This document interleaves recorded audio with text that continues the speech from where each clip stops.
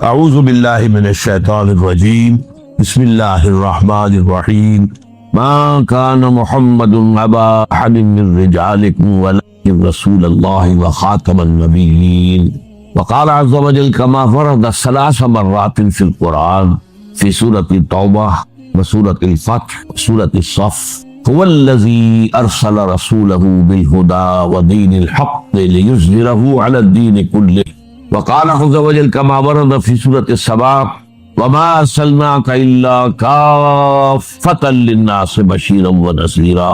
وقال عز وجل كما ورد في سورة الأنبياء وما أرسلناك إلا رحمة للعالمين وقال عز وجل كما ورد في سورة الأعراف قل يا أيها الناس إني رسول الله إليكم جميعا صدق اللہ العظیم۔ آج کے دن کو ہمارے ہاں عید النبی کے نام سے منائے جانے کا کچھ عرصے سے رواج ہوا۔ یہ رواج کچھ زیادہ پرانا نہیں ہے۔ جہاں تک لفظ عید کا تعلق ہے اس کا انطباق تو اس پر کوئی غلط نہیں ہے، صحیح ہے، اس لیے کہ لغوی طور پر عید کے معنی ہے بار بار لوٹ کر آنے والی شے یا خوشی، ہر سال آنے والی۔ عید الفطر ہر سال آتی ہے، عید الاضحیٰ ہر سال آتی ہے، عادہ یعودو، تو عید اسی سے بنا، لوٹ لوٹ کر آنے والی، پلٹ پلٹ کر آنے۔ اس اعتبار سے تو یہ یقیناً یوم عید ہے، لیکن یہ اصل میں اس کے لیے اس کا استعمال جو ہے یہ بہت ہی تھوڑے عرصے قبل شروع ہوا ہے، یہ کوئی قدیم بات۔ اول تو یہ کہ حضور کی ولادت جو ہے 12 ربیع الاول متفق علیہ نہیں ہے، حضور کی ولادت کی تاریخ طے نہیں ہے۔ مہینہ تو طے ہے کہ ربیع الاول تھا، اس میں کسی شک و شبے کی گنجائش نہیں، لیکن تاریخ متفق علیہ نہیں، بلکہ میرے نزدیک اس سلسلے میں قاضی سلمان منصور پوری رحمۃ اللہ علیہ، جو ایک بڑی عظیم کتاب کے مصنف ہے، اگرچہ وہ اتنی مشہور نہیں ہو سکی جتنے کی مولانا شبلی کی رحمۃ للعالمین مشہور ہوئی ہے، لیکن بہت سے اعتبارات سے مولانا شبلی کی کتاب سے وہ بہت برتر ہے، بہت اونچی، علمی اعتبار سے اس کا مقام بلندتر ہے۔ رحمۃ للعالمین 3 جلدوں میں، اور یہ جو تھے قاضی سلمان منصور پوری، یہ تقویمات کے بڑے ماہر تھے۔ گریگوری کیلنڈر جو ہے، جو کرسچن کیلنڈر ہے، اس کو بھی خوب جانتے تھے، اور یہ جو قمری کیلنڈر ہے اس سے بھی خوب واقف تھے، ہندی کیلنڈر سے بھی پوری طرح واقف تھے، اسی طریقے سے یہودیوں کے کیلنڈر سے بھی پوری طرح واقف تھے۔ تو اس میدان میں ان کا خاص چونکہ علم تھا، تو انہوں نے طے کیا ہے یہ، اور میں اسی سے متفق ہوں کہ حضور کی تاریخ پیدائش 9 ربیع الاول تھی، البتہ آپ کی تاریخ وفات متفق علیہ ہے 12 ربیع الاول۔ 12 ربیع الاول اصل میں حضور کے انتقال کا دن ہے، اور یہ مجھے تو یاد ہے اپنے بچپن کے اندر، میرا بچپن جو ہے کوئی 200 سال پرانا تو نہیں ہے، یوں سمجھیے کہ پاکستان کے قیام سے پہلے تک یہ ہمارے ہاں 12 وفات کے طور پر منایا جاتا تھا۔ اس کا نام ہی تھا 12 وفات، 12 وفات، 12 ربیع الاول جو حضور کا یوم وفات۔ اس میں کوئی جشن کا تصور نہیں تھا، کوئی دھوم دھڑکا نہیں تھا، کوئی جلوس نہیں تھے۔ ہاں ضرور ہے کہ کبھی جلسے ہو جاتے تھے، کوئی میلاد کی محفلیں ہوتی تھی، لیکن میلاد کی محفلیں جو ہے وہ صرف یوم ولادت کو نہیں ہوتی تھی، وہ تو گویا کہ ہمارے ہاں کی ایک تہذیب کا ایک جز بن گیا تھا، خاص طور پر خواتین کے لیے، اور وہ تعلیم بالغہ کا ایک اچھا ذریعہ تھا۔ تو اس دن کیا کرتے تھے کہ کھانا پکا کر بڑے پیمانے پر غریبوں کو کھلایا جاتا، بس یہ اس کی ایک جو تھی وہ صورت تھی۔ باقی یہ کہ اس کے علاوہ کوئی دھوم دھڑکا اور کوئی اس کو عید قرار دینا جو ہے موجود نہیں تھا۔ اس اعتبار سے غور کیا جائے ہمارے لیے ان چیزوں میں سوچنے کا ایک ہے مقام ہے کہ کچھ چیزیں، البتہ یہ کہا گیا ہے، میں اس میں یقین سے نہیں کہہ سکتا کہ اس کی جو ایجاد کی گئی ہے عید میلاد النبی کی حیثیت سے، ان کے موجد جو ہے مولانا احمد رضا خان بریلوی، اس کی وجہ کیا تھی؟ اس وقت جو ہے شیعہ سنی کچھ معاملہ مسابقت کا شدت اختیار کر گیا تھا۔ انہوں نے محسوس کیا کہ یہ شیعوں نے جو یہ محرم اور اس کے تعزیوں کا معاملہ شروع کر رکھا، اس سے سنی عوام بھی بے انتہا متاثر ہوتے، اس میں دھوم دھڑکا ہوتا ہے، پٹے کھیلے جاتے تھے، اس میں طرح طرح کے ساتھ تماشے ہوتے تھے، یہ وہ پرانے آج کل نہیں ہوتے وہ چیزیں، لیکن ہمیں بچپن میں یاد ہے کہ وہ جو ہے وہ پٹے کھیلے جا رہے ہیں، تو گویا کہ شمشیر سنی کے مظاہرے ہو رہے ہیں، تو سب جاتے تھے، ہم بھی جاتے تھے، جا کر دیکھتے تھے، سب مسلمان شریک ہوتے تھے۔ اب اس زمن میں جو بھی کچھ بیان کیا جاتا تھا وہ اس کا ظاہر بات ہے کہ ہمارے ذہنوں پر، ہمارے تحت شعور پر اثر پڑ رہا تھا۔ تو یہ جو ہے اس کا ایک مداوع کرنے کے لیے، اس کا علاج ہم سنی بھی کریں، تو کوئی ایسی ہی چیز ہونی چاہیے جو لوگوں کی دلچسپی کا ذریعہ بن جائے، موجب بن جائے، اور لوگ اس کے اندر ذوق شریک ہوں۔ تو یہ میلاد النبی کے جلوس جو ہے، ان کے موجد جو ہے مولانا احمد رضا خان بریلوی۔ بہرحال یہ بات تو میں نے ایک ٹیکنیکل انداز سے آپ سے کہی ہے۔ بہرحال یہ دن خوشی کا دن ہے، ولادت کا دن ہے، اور وفات کا دن ہے، تو یہ حضور کے لیے اصل میں تو یہ دن ہونا چاہیے شکرانے کا دن، اس لیے کہ ہماری عیدوں کے ساتھ لفظ شکر آتا ہے قرآن میں۔ عید الفطر کا ذکر ہے سورہ بقرہ میں، لِتُكَبِّرُوا اللَّهَ عَلَىٰ مَا هَدَاكُمْ وَلَعَلَّكُمْ تَشْكُرُونَ، اور عید الاضحیٰ کا ذکر ہے كَذَلِكَ سَخَّرَهُ لِتُكَبِّرُوا اللَّهَ عَلَىٰ مَا هَدَاكُمْ وَلَعَلَّكُمْ تَشْكُرُونَ۔ اسی طریقے سے اگر واقعۃ حضور کا ولادت کے دن کا معاملہ خاص رکھے تو اس میں وہ تو شکرانہ ہونا چاہیے۔ اور اس شکرانے کی شان کیا ہے؟ جب ہم عید کے لیے جاتے ہیں تو تکبیر رب کا نغمہ ہمارے زبانوں پر ہونا چاہیے، ہوتا نہیں ہے، لوگ چھوڑ گئے ان چیزوں، لیکن یہ کہ پڑھنا اللہ اکبر لا الہ الا اللہ اللہ اکبر وللہ الحمد، جیسے عیدین کی نمازوں میں یہ اضافی تکبیرات ہیں، تو یہ تکبیرات جو ہے یہ جاتے آتے ہوئے یہ جو ہے مسنون ہے، یہ پسندیدہ ہے، اس کو ہم چھوڑ چکے۔ اسی طریقے سے نماز جو ہے ہم کہتے ہیں دو رکعت شکرانہ، اصل میں تو اس کو شکرانے کے طور پر منایا جائے، اس میں ظاہر بات ہے خیرات کی جائے، غریبوں کو کھانا کھلایا جائے، جیسے عید الفطر کے ساتھ فطرانہ ہے تاکہ غریب بھی اس عید الفطر کی خوشیوں میں کچھ شریک ہو سکے۔ عید الاضحیٰ کے ساتھ غریبوں کے لیے گوشت کھانے کا معاملہ ہے، یہ ایک تہائی جو ہے آپ کو اپنی قربانی کا گوشت لازماً جو ہے خیرات کرنا ہے، صدقہ کرنا ہے، اور وہ غریبوں کو بھی جنہیں کو یعنی گوشت کو دیکھنے کی جو ہے وہ جو نہیں ہوتی صورت پیدا ہوتی بچا اوقات، ان کو یہ ہے کہ گوشت کھانے کو ملتا۔ تو یہ چند باتیں تو میں نے کی ہیں۔ آج اس عید میلاد النبی کے نام کے حوالے سے اس کا پس منظر کیا ہے؟ دیکھیے، ختم نبوت جو ہے ہمارے عقائد کے اندر لازماً شامل ہے، یعنی نبی اکرم صلی اللہ علیہ وسلم کے آخری نبی تھے، آخری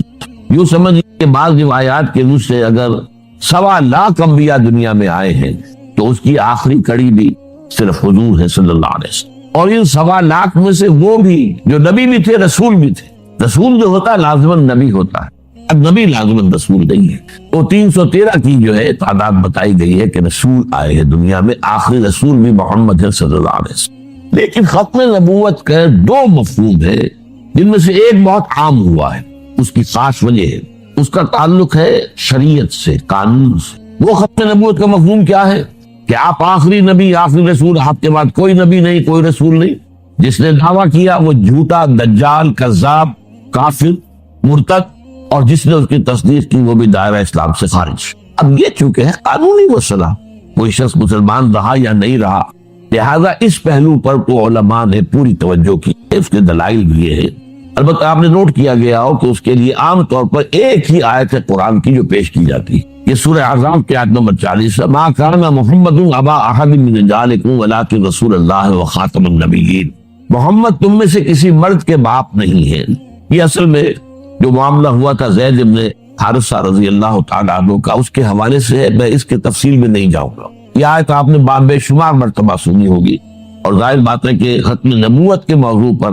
یا نبی اکرم صلی اللہ علیہ وسلم کی عظمت کے موضوع پر جہاں کہیں بھی خطاب ہوگا، وعظ ہوگا، تقریر ہوگی، اس میں لازماً یہ آیت مبارکہ کوٹ ہو۔ تو ایک مفہوم تو یہ ہے، اور اس کے حوالے سے یہ آیتیں جو پیش ہوتی ہے اور صحیح ہوتی ہیں۔ دوسرا مفہوم اور ہے، نبوت اور رسالت حضور پر کامل ہوئی، یہ دوسرا پہلو ہے۔ اور نوٹ کرنے کی بات یہ ہے کہ حضور کی فضیلت اس میں ہے، ختم نبوت میں کوئی فضیلت نہیں ہے، بس بغی مانا کہ ختم ہو گئی، ایک شے تھی اب نہیں رہی، ایک واقعہ ہے، بس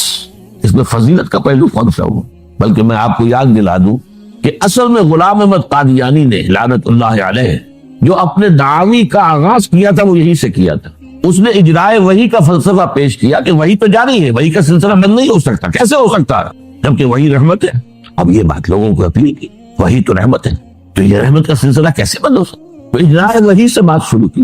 اور اس کو پھر آگے بڑھتا گیا۔ مہدی موعود ہونے کا وعدہ کیا، پھر اس نے مسیح موعود ہونے کا وعدہ کیا، پھر نبی کا دعویٰ کر دیا، پھر بندی پھر۔ لیکن یہ بنیادی بات وہ تھی کہ جس نے لوگوں کو اپیل کی، میں اس کی بات وضاحت کر دوں گا۔ تو در حقیقت ختم نبوت کے یہ 2 مفہوم میں بیان کر رہا ہوں، یہ لفظ ختم میں اردو میں بھی موجود ہے۔ ایک یہ ہے کہ پیسے ختم ہو گئے، آٹا ختم ہو گئے، یہ ایک مفہوم ہے۔ ایک یہ کہ اسکول کا طالب علم کہتا ہے کہ میں نے اپنا کام ختم کر لیا، تو یہ ختم جو ہے پورا کر، میں نے اپنا کام پورا کر، یہ ختم جو ہے یہاں پر اس معنی میں ہے۔ تو اس معنی میں ایک ہے حضور پر ختم نبوت کہ آپ کے بعد کوئی نبی نہیں، کوئی رسول نہیں، ایک ہے ختم نبوت اس معنی میں کہ آپ پر نبوت اور رسالت کی تکمیل ہوئی ہے۔ اب اس کے لیے جو قرآن مجید کی آیت ہے جو میں چاہتا ہوں کہ آپ اچھی طرح نوٹ کر لیں، تو 3 مرتبہ آئی قرآن میں، هو الذی ارسل رسولہ بالہدی ودین الحق لیظہرہ علی الدین کلہ، یہ ہے اصل آیت۔ اس کو ایمفیسائز نہیں کیا گیا، اس پر توجہ نہیں کی گئی کہ اصل میں تکمیل نبوت و رسالت کی مظہر یہ ہے۔ اس کے حوالے سے بات کی جائے تو وہ بات سامنے آتی ہے کہ محمد رسول اللہ کا مقام کیا ہے۔ میں عرض کر رہا تھا کہ ایک چیز مسلسل چلی آ رہی تھی، ایک جگہ ختم ہو گئی، ٹھیک ہے ختم ہو گئی، ایک واقعہ ہے، لیکن اس میں فضیلت تو کوئی نہیں۔ ایک ہے ایک چیز رفتہ تدریجاً ارتقاء کے مراحل طے کرتے ہوئے اپنے کلائمیکس کو پہنچی اور ختم ہوئی، زمین و آسمان کا فرق۔ ایک چیز اپنے عروج کو پہنچ کر ختم ہوئی، ایک چیز کلائمیکس کو پہنچ کر ختم ہوئی۔ یہ ہے اصل معاملہ، جو حضور اس میں فضیلت ہے، جس میں اندر حضور کا مقام جو ہے انبیاء کرام کے مقدس گروہ کے اندر معین ہوتا ہے کہ آپ پر نبوت و رسالت کی تکمیل۔ حضور پر نبوت ختم ہو گئی، آپ کے بعد نبوت نہیں ہے، رسالت نہیں ہے، جس نے دعویٰ کیا وہ قذاب جان۔ اب لیجیے حدیث کے جو اس اتمام نبوت و رسالت کے اعتبار سے، یہ بھی حضرت ابو ہریرہ سے ہے رضی اللہ تعالی عنہ، اور یہ متفق علیہ ہے، بخاری اور مسلم دونوں۔ یہ بارہا میں نے آپ سے کہا ہے کہ جو حدیث متفق علیہ ہے اس سے اوپر کوئی درجہ نہیں ہے حدیث کے مستند ہونے کا، وہ قرآن مجید کے قریب ہی پہنچ جاتی ہے وہ حدیث اپنے سند کے اعتبار سے۔ قرآن قرآن ہے، حدیث حدیث ہے، قرآن لفظاً وحی ہے، حدیث مانن وحی ہے، قرآن محفوظ ہے لفظاً، حدیث محفوظ نہیں ہے لفظاً، لیکن سند کے اعتبار سے جو متفق علیہ روایت ہوگی وہ قرآن مجید ہی کے قریب پہنچ جاتی ہے۔ اس روایت کے الفاظ کیا ہے؟ آپ نے فرمایا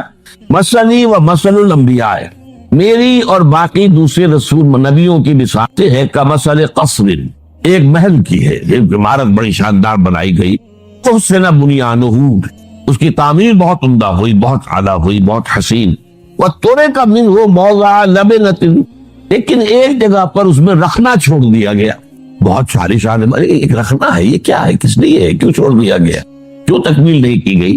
فطاف من نظار، تو نظارہ کرنے والے، دیکھنے والے سیاح لوگ آتے تھے اور وہ اس کا طواف کرتے تھے، اس کے گرد جو ہے چکر لگاتے تھے، یتعجبون، تو تعجب کرتے تھے، من حسن بنیانہ، اس کی انتہائی خوبصورت جو عمارت ہوئی ہے اس کی تعریف کرتے تھے، الا موضع تلک اللبنہ، سوائے اس ایک اینٹ یا کہہ لیجیے وہ ایک پتھر، اس زمانے میں اینٹوں کا رواج نہیں تھا تو پتھروں سے بنتی تھی، اس کی کچھ جگہ چھوڑ دی گئی۔ اب فرمایا آپ نے فَكُنْتُ أَنَا سَلَكْتُ مَوْضِعَ اللَّبْنَةِ خُتِمَ بِي النُّبِيَّاتُ وَخُتِمَ بِي الرُّسُلُ، تو میں وہ اینٹ ہوں، میں وہ پتھر ہوں جس نے آ کر اس رخنے کو پر کر دیا ہے، بند کر دیا ہے، اور میرے ذریعے سے وہ عمارت بھی مکمل کر دی گئی، اور میرے ذریعے سے رسولوں کو بھی مکمل کر دیا گیا، رسالت کی بھی تکمیل ہو گئی۔ وفی روایت میں، ایک اور روایت میں الفاظ ہے وَأَنَا الْلَبْنَةُ وَأَنَا خَاتِمُ النَّبِيِّينَ، میں ہوں وہ اینٹ یا وہ پتھر، اور میں ہوں کہ میرے بعد کوئی نبی نہیں۔ اب احادیث کی حد تک تو معاملہ یہ ہو گیا۔ اب آئیے آپ اس آیت کی طرف۔ یہ جو آیت ہے هُوَ الَّذِي أَرْسَلَ رَسُولَهُ بِالْهُدَىٰ وَدِينِ الْحَقِّ لِيُظْهِرَهُ عَلَى الدِّينِ كُلِّهِ، 3 جگہ آئی، 2 جگہ اس کا اختتام ہے ان الفاظ کے ساتھ وَلَوْ كَرِهَ الْمُشْرِكُونَ، اور ایک جگہ ہے وَكَفَىٰ بِاللَّهِ شَهِيدًا۔ میں اس جو مختلف فی حصہ ہے اس کا اس وقت اس پر بحث نہیں کر رہا، جو بالکل متفق علیہ ہے، جس میں ایک شوشے کا فرق بھی نہیں۔ هو الذی ارسل رسولہ بالہدی ودین الحق لیظہرہ علی الدین کلہ، یہ ایگزیکٹلی یہی الفاظ، ایک حرف کا 2 دور کی بات ہے، ایک شوشے تک کا فرق۔ اور دوسری بات یہ نوٹ کیجئے، یہ الفاظ کسی اور رسول کے لیے قرآن میں نہیں آئے، بعض الفاظ مشترک ہیں، بشیر، سارے انبیاء بشیر تھے، حضور بھی بشیر، نذیر، سارے خبردار کرنے والے تھے، حضور بھی خبردار کرنے والے، مبلغ، معلم، یہ سارے ناصح، میں تمہیں نصیحت کر رہا ہوں، یہ سارے الفاظ مشترک ہیں۔ شاہد، گواہ، یہ بھی مشترک، انا ارسلناک شاہدا ومبشرا ونذیرا وداعیا الی اللہ باذنہ وسراجا منیرا، یہ الفاظ، لیکن یہ الفاظ قرآن مجید میں جو 3 مرتبہ حضور کے لیے آ رہے ہیں، کسی اور نبی اور رسول کے لیے 1 مرتبہ بھی، تو معلوم ہوا کہ یہی الفاظ ہے جو حضور کی امتیازی حیثیت کو واضح کرنے والا ہے۔ تو ساری توجہ ان پر ہونی چاہیے، جسے ہم کہتے ہیں مائکروسکوپ کو فکس کر دیجیے اس کے اوپر۔ هو الذی ارسل رسولہ، وہی ہے اللہ جس نے بھیجا اپنے رسول کو، محمد کو صلی اللہ علیہ وسلم، بالہدا، ہدایت بھیج کر، خدا دے کر، اور دین حق دے کر، 2 چیزیں دے کر بھیجا گیا۔ اور کس لیے بھیجا؟ لِیُظْہِرَہُ عَلَى الدِّینِ کُلِّہ، کہ دین حق کو غالب کر دے پورے نظام دین پر، پورے نظام زندگی پر، یا تمام ادیان پر، تمام نظاموں پر۔ یہ جو آیت ہے یہ در حقیقت نبوت اور رسالت دونوں کے اعتبار سے حضور پر اکمال اور تکمیل اور اتمام اور تتمیم کی مظہر ہے۔ حضور کو دے کر جو 2 چیزیں بھیجا گیا ہے، اب اس کو نوٹ کی۔ وہ جو نبوت اور رسالت کی بات میں عرض کر رہا تھا، جو شخص نبی بھی ہے رسول بھی ہے، اس کی شخصیت کے 2 پہلو ہو جائیں گے۔ نبوت کا پہلو ہے اللہ سے لینے والا، جیسے اینٹینا کو لگا رکھا ہے آپ نے اور وہ ہوا میں سے وہ لے رہا ہے وہ جو سگنلز، یہ ہے نبوت۔ رسالت ہے پہنچانا، یہ ہے رسالت جو ہے یہ لوگوں کو پہنچانا، اللہ سے لیتا ہے لوگوں تک پہنچاتا۔ یہ جو ہے نبی اور رسول کا جو فنکشن ہے، اللہ سے جو 2 چیزیں ملی ان میں تکمیل کا پہلو کیا ہے؟ الہدا، the guidance, the total guidance قرآن مجید۔ اس کو ایک بار سے سمجھیے کہ یہ تو نبوت کے آغاز سے ہدایت اللہ تعالیٰ کی طرف سے آ رہی ہے۔ سورہ بقرہ کے 4 رکوع میں آخر میں کہا گیا ہے، جب حضرت آدم کو حکم ہوا کہ اب اترو اور زمین کا چارج سنبھالو تو وہی آباد رہو گے، وہاں فرما دیا گیا وَإِمَّا يَأْتِيَنَّكُم مِّنِّي هُدًى فَمَن تَبِعَ هِدَایَتِي فَلَا خَوْفٌ عَلَيْهِمْ وَلَا هُمْ يَحْزَنُونَ وَالَّذِينَ كَفَرُوا وَكَذَّبُوا بِآيَاتِنَا أُولَٰئِكَ أَصْحَابُ النَّارِ هُمْ فِيهَا خَالِدُونَ۔ یہ ہمیشہ کے لیے چارٹر ہے ابدی جو دیا گیا ہے حضرت آدم کو زمین کا چارج سنبھلواتے ہوئے۔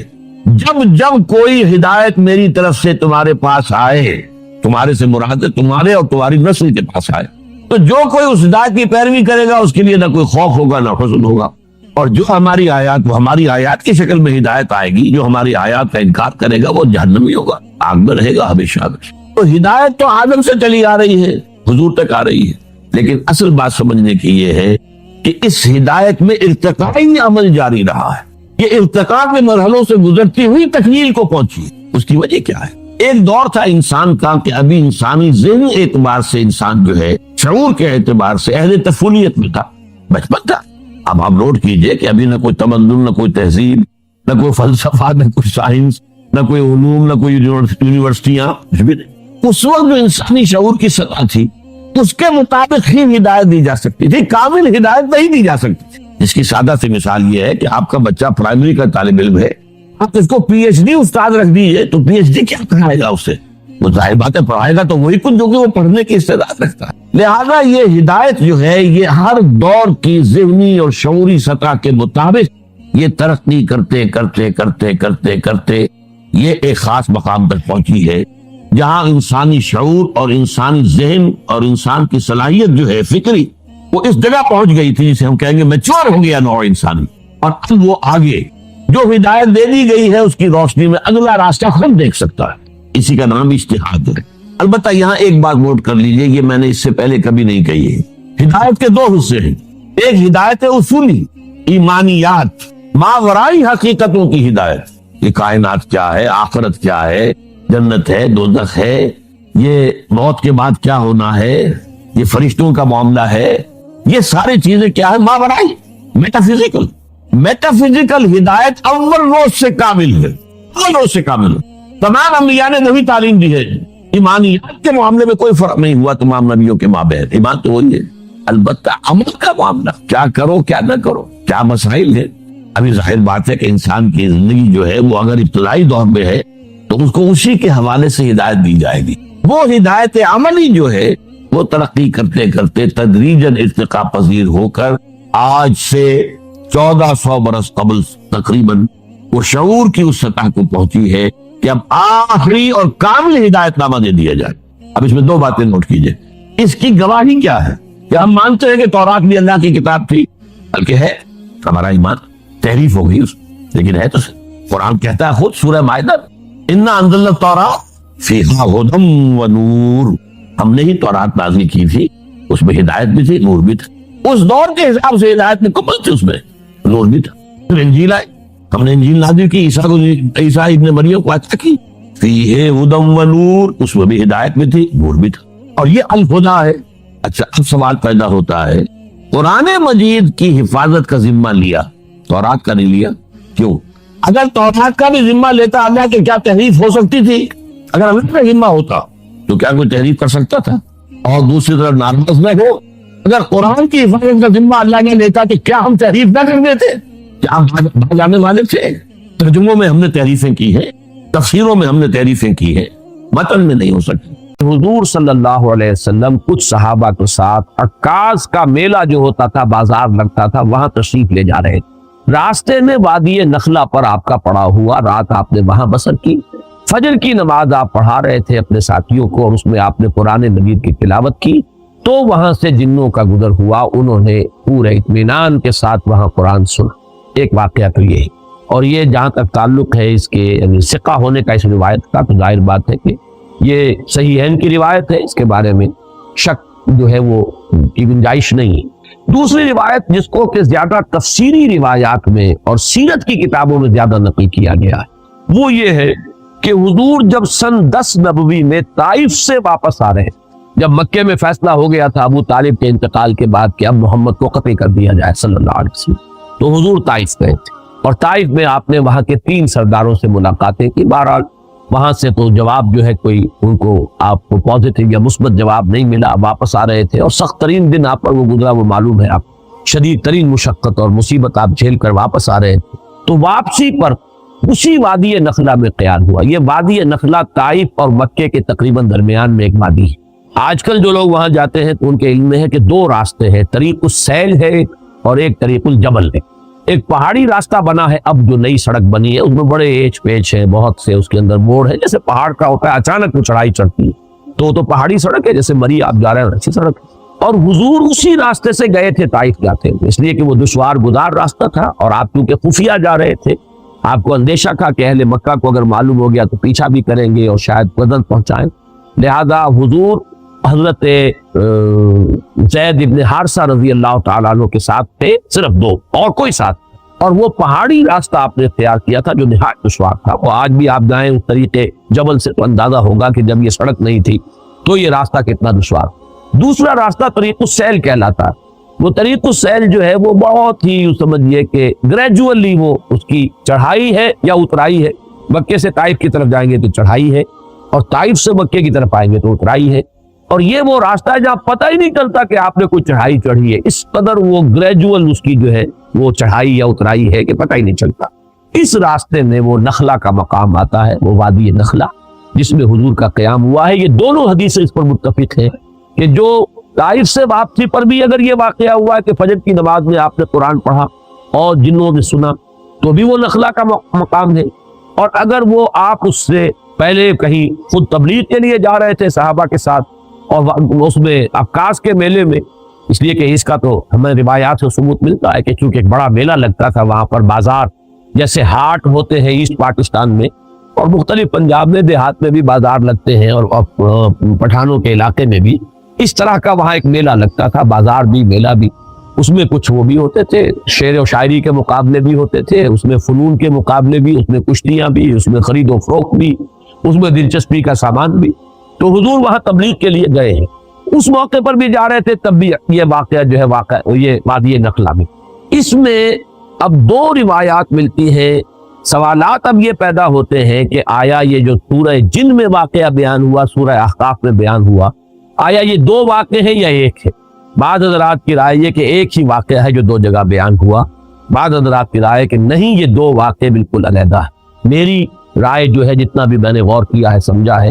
اس دوسری رائے کے ساتھ ہے، یہ 2 علیحدہ واقعے۔ نمبر 2 کہ پہلا واقعہ جو ہے وہ یہ ہے جو اب ہم پڑھ رہے ہیں سورہ جن، اس کا میرا اندازہ ہے کہ یہ سن 4، 5 یا 6 نبوی اس میں ہوا۔ یہ دور وہ تھا جب کہ حضور پر نہایت شدت کے ساتھ سختی ہو رہی، صحابہ پر تو جو کچھ ہو رہا تھا وہ ہو رہا تھا، حضرت بلال پر، حضور پر بھی وہ جو نقشہ سورہ معارج کے اندر بھی آیا ہے، فَمَا لِلَّذِينَ كَفَرُوا قِبَلَكَ مُهْطِعِينَ عَنِ الْيَمِينِ وَعَنِ الشِّمَالِ عِزِينَ، اس کا جو میں نے آپ کو پوری تفصیل بیان کی تھی کہ وہ جھپٹتے تھے جیسے کہ ہلاک کر دیں گے، مار دیں گے، تکہ بوٹی کر دیں گے۔ اور حضرت ابو بکر ایک موقع پر آڑے آئے ہیں تو پھر انہیں مارا، اور انہیں اتنا مارا ہے کہ وہ یہ سمجھ کر چھوڑا ہے کہ یہ اب فوت ہو چکے۔ اس قسم کا واقعہ جو ہے اس سورہ مبارکہ میں بھی آتا ہے کہ ان لوگوں کا حال یہ ہے وَأَنَّهُ لَمَّا قَامَ عَبْدُ اللَّهِ يَدْعُوهُ كَادُوا يَكُونُونَ عَلَيْهِ لِبَدًا۔ حال یہ ہو گیا ہے کہ جب اللہ کا ایک بندہ کھڑا ہوتا ہے اللہ کو پکارنے کے لیے، اللہ سے مناجات کرنے کے لیے، نماز پڑھنے کے لیے، تو ایسا ہوتا ہے، محسوس ہوتا ہے کہ یہ پل پڑیں گے اس کے اوپر، جم غفیر ہجوم کر کے جو ہے اس کے اوپر حملہ کریں۔ تو یہ سورہ معارج کی آیات اور سورہ جن کی یہ آیت جو ہے یہ ایک دوسرے سے بہت مشابہ، اور یہ صورتحال میں تفصیل سے سورہ معارج میں عرض کر چکا ہوں کہ یہ ہے سن 4 سے سن 6 7 نبوی، ابھی ہجرت نہیں ہوئی ہے، یہ آغاز وحی سے جو سن شمار ہوتے ہیں، یہ اس دور کا واقعہ۔ جبکہ وہ واقعہ جو ہے دوسرا، اس کا ذکر سورہ احقاف، وہ سن 10 نبوی کا واقعہ ہے، وہ تو اس کے بارے میں شک ہو ہی نہیں سکتا کہ وہ سفر طائف جو ہے وہ سن 10 نبوی میں۔ دوسرا آپ یہ دیکھیں گے کہ اس واقعے میں جو جن تھے وہ جن یا تو مشرک تھے یا عیسائی تھے۔ اس واقعے میں جو جن تھے وہ حضرت موسیٰ اور تورات کے ماننے والے، یہ دونوں جو ہے ترجمہ کریں گے تو یہ چیزیں واضح ہو جائیں گی۔ اب آئیے ترجمہ کیجئے تیزی کے ساتھ۔ قل اوحی الی، اے نبی کہہ دیجئے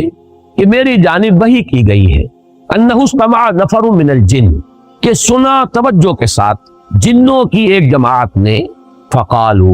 تو انہوں نے کہا۔ اب یہ صرف تذکرہ اتنا کیا واقعے کا، اب ساری گفتگو ان کی نقل ہے۔ انہوں نے قرآن سنا، اب جا کر اپنے جن اپنے قوم کے لوگوں سے جو کہا، اب وہ تقریر ساری ان کی۔ یہ بھی ہو سکتا ہے کہ یہ ایک ہی مسلسل تقریر ہو، یہ بھی ہو سکتا ہے کہ مختلف مواقع پر انہوں نے جو باتیں کہی ہو، ان میں سے جو چیدہ نمائندہ جملے ہیں ان کو یہاں پر جمع کر دیا۔ بلکہ یہ دوسری بات مجھے اسلوب سے زیادہ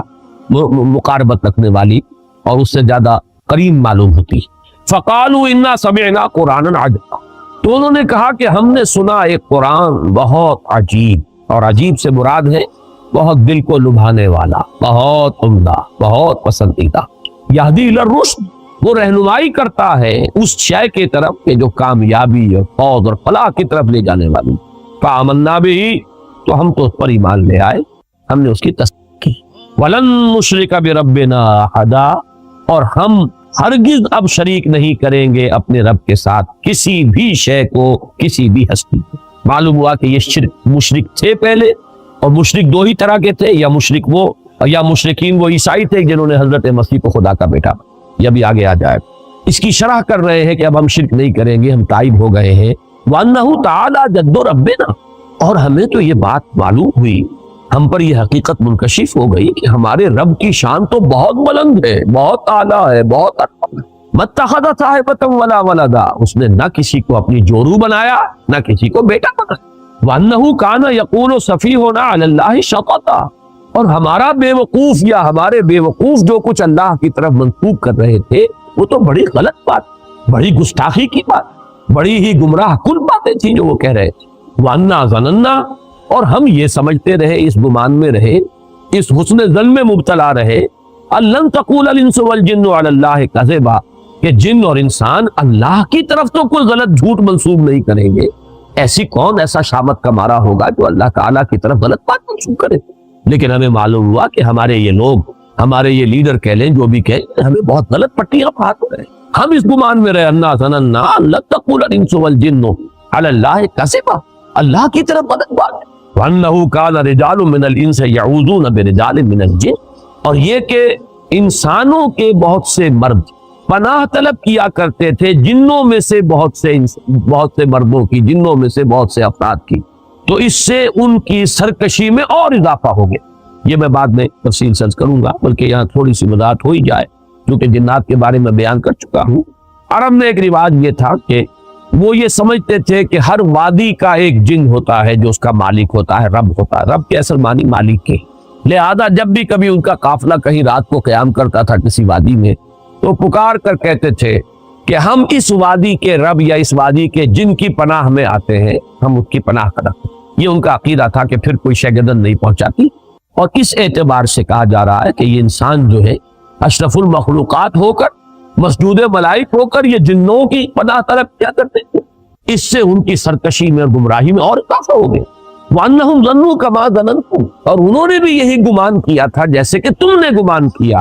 أَن لَّن يَبْعَثَ اللَّهُ أَحَدًا، کہ اللہ کسی کو نہیں اٹھائے گا۔ اس کے دو معنی ہے، وہ بعد میں تفصیل سے کر دوں گا، یعنی بات بعد الموت، کوئی موت اور کوئی بات بعد الموت نہیں ہے، موت کے بعد جی اٹھنا نہیں ہے، یا نہیں بھیجے گا، نہیں اٹھائے گا اللہ کسی نبی یا رسول کو۔ أَن لَّن يَبْعَثَ اللَّهُ أَحَدًا وَأَنَّا لَمَسْنَا السَّمَاءَ فَوَجَدْنَاهَا مُلِئَتْ حَرَسًا شَدِيدًا وَشُهُبًا، اور ہم نے آسمان کو ٹٹولا تھا، یہ وہی جو خبریں لینے کے لیے جایا کرتے تھے، تو ہم نے آسمان کو ٹٹولا تھا، سانگل لینے کی کوشش کی تھی، تو ہم نے پایا تھا اسے کہ اسے بھر دیا گیا۔ ملیت، ملیان کہتے ہیں کوئی شے جو بالکل بھری ہوئی، تو ملیت حرسن کہ پہروں سے، پہرے داروں سے بھر دی گئی ہے، شدیدن بڑا شدید پہرا لگا دیا گیا ہے، وشہبا، اور یہ جو شہاب ثاقب ہے ان کا بڑا سٹاک جمع کر لیا گیا، میزائل کھڑے ہوئے وہاں پہ کہ اب اگر کوئی جائے گا تو پھر اس کا پیچھا جو ہے وہ میزائل کرے گا، وہ شہاب ثاقب۔ وَأَنَّا كُنَّا نَقْعُدُ مِنْهَا مَقَاعِدَ لِلسَّمْعِ، اور ہم تو بیٹھا کرتے تھے وہاں اپنے مورچوں میں سننے کے لیے۔ مقعد کہتے ہیں بیٹھنے کی جگہ، یہ سورہ آل عمران میں یہ لفظ آیا ہے، اِسْتُبَوِّئُ الْمُؤْمِنِينَ مَقَاعِدَ لِلْقِتَالِ، اے نبی وَإِذْ غَدَوْتَ مِنْ أَهْلِكَ، جب آپ اپنے گھر سے نکلے تھے صبح کے وقت، اہل ایمان کو مورچوں میں بٹھا رہے تھے، مورچہ بند کر رہے تھے، تو ان کی بھی کوئی جگہ ایسی تھی جہاں یہ طاق میں بیٹھتے تھے، اور وہ وہاں پر بیٹھ کر پھر وہ ملائکہ کی باتیں سنتے تھے، اور اس سے جو چیزیں ملتی تھی آ کر وہ ان اپنے جو ان کے کلائنٹس تھے یہاں انسانوں میں سے جو کاہن وغیرہ، ان کے وہ کانوں میں پھونکے مارتے تھے، اس سے ان کا دھندا چلتا تھا۔ تو ہم بیٹھا کرتے تھے اس آسمان میں، اپنے مورچوں میں، اپنی جگہوں پر، کمین گاہوں میں، کمین گاہ کا لفظ زیادہ مناسب ہوگا مورچے سے، اپنی کمین گاہوں میں ہم بیٹھا کرتے تھے۔ فَمَن يَسْتَمِعِ الْآنَ يَجِدْ لَهُ شِهَابًا رَصَدًا، تو جو کوئی اب سننے کی کوشش کرے گا وہ اپنی گھات میں پائے گا ایک شہاب، رصد کہتے ہیں گھات میں ہونا کسی کا، ان ربک لبالمرصاد، تیرا رب جو ہے گھات میں ہے، وہ پکڑ اس کی طرف سے گرفت آیا چاہتی، تو وہ دیکھے گا شہاب ثاقب کے گویا کہ وہ تیار ہے بالکل اس کا پیچھا کرنے کے لیے۔ وَأَنَّا لَا نَدْرِي أَشَرٌّ أُرِيدَ بِمَنْ فِي الْأَرْضِ أَمْ أَرَادَ بِهِمْ رَبُّهُمْ رَشَدًا، اور یہ کہ ہمیں یہ معلوم نہیں ہے، ہم یہ نہیں جانتے کہ آیا زمین والوں کے ساتھ جو زمین میں بس رہے ہیں ان کے ساتھ کسی شر کا ارادہ کیا گیا ہے، ام اراد بہم ربہم رشدا، یا ان کے رب نے ان زمین والوں کے ساتھ، انسانوں کے ساتھ کسی بھلائی کا، خیر کا، رشد کا ارادہ فرمایا، یہ ہم نہیں جانتے کہ نتیجہ اس کا کیا نکلے گا۔ وَأَنَّا مِنَّا الصَّالِحُونَ وَمِنَّا دُونَ ذَلِكَ، اب وہ آپس میں گفتگو کر رہے ہیں، دیکھیں ہم میں بھی کچھ صالح بھی ہیں یا تھے، رہے ہیں، اچھے لوگ بھی رہے ہیں جنوں میں، اور کوئی دوسرے قسم کے لوگ بھی ہیں۔ اب یہاں اشرار کا لفظ نہیں لائے، یہ ہے حکمت تبلیغ، دون ذالک، کچھ اچھے لوگ بھی ہیں، شریف بھی ہیں، لیکن کچھ دوسری قسم کے بھی ہیں، اس سے کمتر لوگ بھی ہیں۔ کلنا طرائق قددا، ہم تو بہت سے طریقوں میں بٹے ہوئے تھے، بہت سے فرقوں میں تقسیم ہو گئے تھے، طرح طرح کا ہر ایک کا اپنا، کل حزب بما لدیہم فرحون، ہم نے بھی اپنے مشرب اور مسلک بنا لیے تھے۔ وَأَنَّا ظَنَنَّا، اور ہم نے یہ بات اچھی طرح جان لی، پورا یقین ہمیں ہو گیا، لن نعجز اللہ فی الارض، کہ ہم اللہ کو نہ تو زمین کے اندر ہرا سکیں گے، عاجز کر سکیں گے، یعنی اللہ کی پکڑ سے اپنے آپ کو بچا سکیں،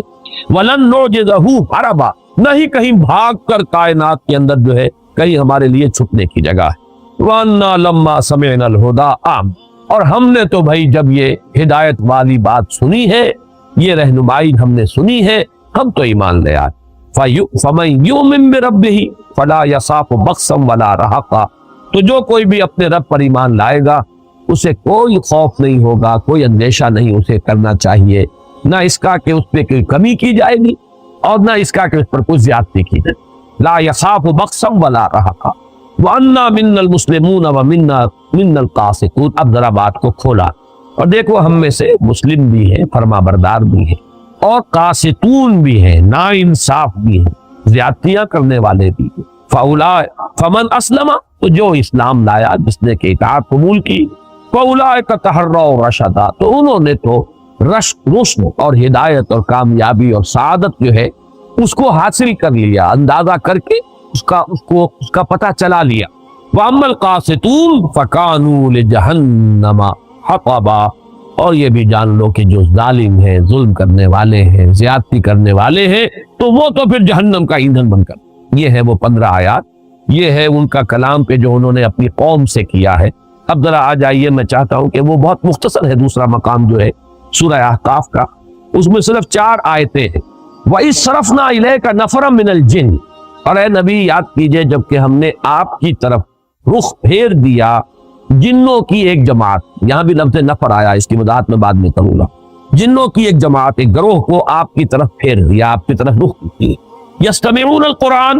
وہ پوری توجہ کے ساتھ قرآن سنتے رہے۔ فلما حضروہ، تو جب وہ وہاں موجود تھے، سن رہے تھے، قالوا انصتوا، انہوں نے ایک دوسرے سے کہا خاموش، پوری توجہ سے سنو۔ اب دیکھیں یہ وہی 2 الفاظ ہیں جو قرآن میں آئے، اذا قرئ القرآن فاستمعوا له وانصتوا، جب قرآن پڑھا جا رہا ہو تو پوری توجہ کے ساتھ کان لگا کر اسے سنو اور خود خاموش سے۔ وہی انہوں نے آپس میں کہا تو چپ ہو جاؤ، خاموش ہو جاؤ، توجہ سے سنو۔ بہت اعلیٰ کوئی کلام ہے جو اس وقت یہ صاحب جو ہے یہ پڑھ رہے ہیں۔ فلما حضروہ قالوا انصتوا، فلما قضی، جب وہ قرات پوری ہو گئی، ختم ہو گئی، فجر کی نماز تھی، حضور نے نماز ختم کر لی، ولوا الی قومہم، تو وہ اب چلے گئے پیٹھ موڑ کر اپنی قوم کی طرف،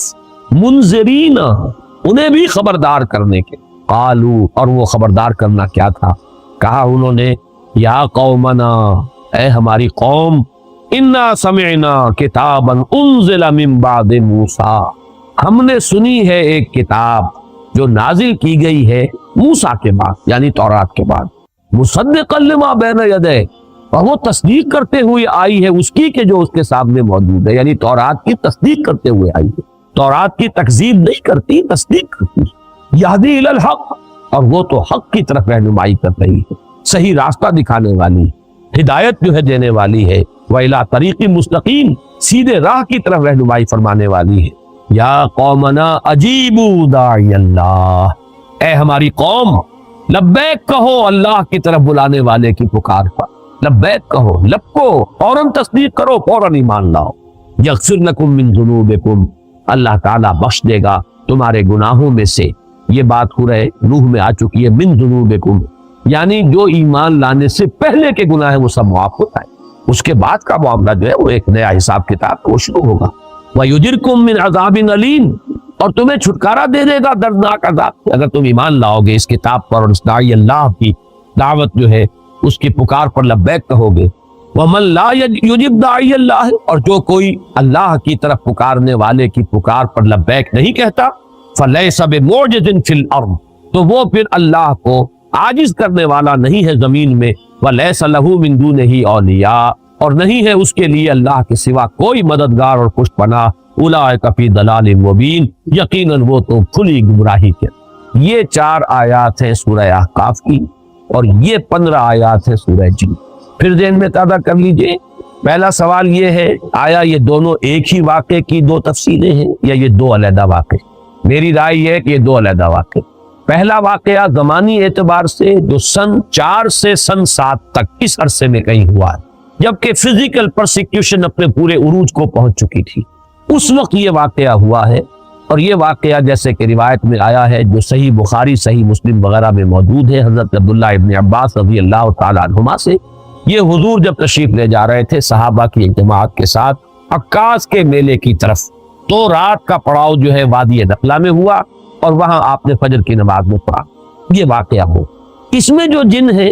صاف اندازہ ہو جاتا ہے کہ انہیں کوئی خاص اندازہ نہیں تھا، صرف انہیں یہ پتا چلا تھا کہ آسمانوں پر پہرا لگ گیا، کوئی خاص بات ضرور ہے، کہیں شاید کسی نبوت کا ظہور ہوا ہو، کوئی خاص معاملہ ضرور ہے، ورنہ یہ پہرے نہیں ہوتے تھے، ہم تو یہاں بیٹھا کرتے تھے، سانگل لیتے تھے، کاہنوں کو جا کے کانوں کے اندر پھونکے مارتے تھے، ہمارا دھندا چل رہا تھا، یہ پہرے جو لگ گئے کوئی خاص واقعہ۔ اب وہ تلاش کے اندر نکلے ہوئے ہیں کہ اچانک ان کا گزر وہاں سے ہو گیا، ان پر پورا عقدہ کھل گیا اور انہوں نے پہچان لیا کہ یہ اللہ کے نبی ہے، اور یا تو وہ عیسائی تھے، حضرت عیسیٰ کے ماننے والے، اور وہ عیسائی کے جو تثلیث کے قائل ہیں، جنہوں نے اس وقت کی جو تثلیث تھی یہ بھی جان لیجئے، اس میں 2 تثلیثیں ہیں دنیا میں، ایک تثلیث ہے